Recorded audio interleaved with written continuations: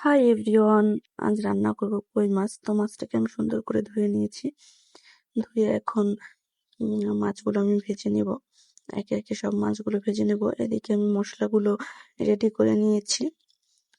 মাছগুলো ভেজে উঠিয়ে নিয়ে আমি ওই তেলের মধ্যে আলু ভেজে নেব। আলু ভাজা হয়ে গেলে আমি মশলাটাও একসাথে কষিয়ে নেব।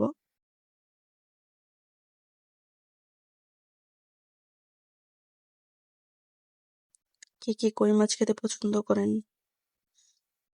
অবশ্যই কমেন্ট করে বলবেন।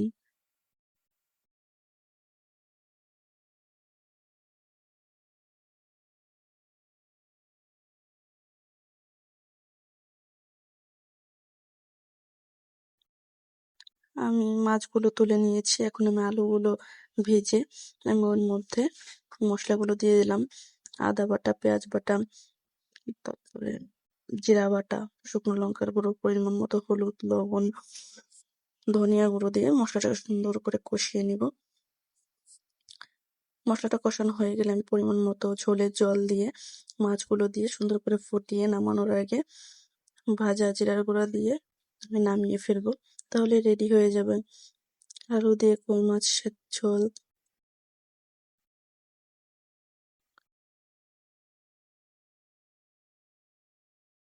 তো ভিডিওটি ভালো লাগলে অবশ্যই লাইক, কমেন্ট, শেয়ার করবেন।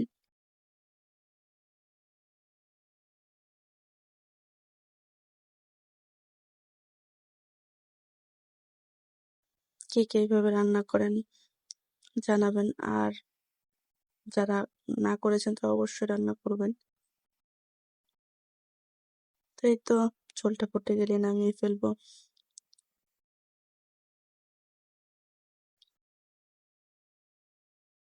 কেমন হয়েছে অবশ্যই জানাবেন। ধন্যবাদ সবাইকে।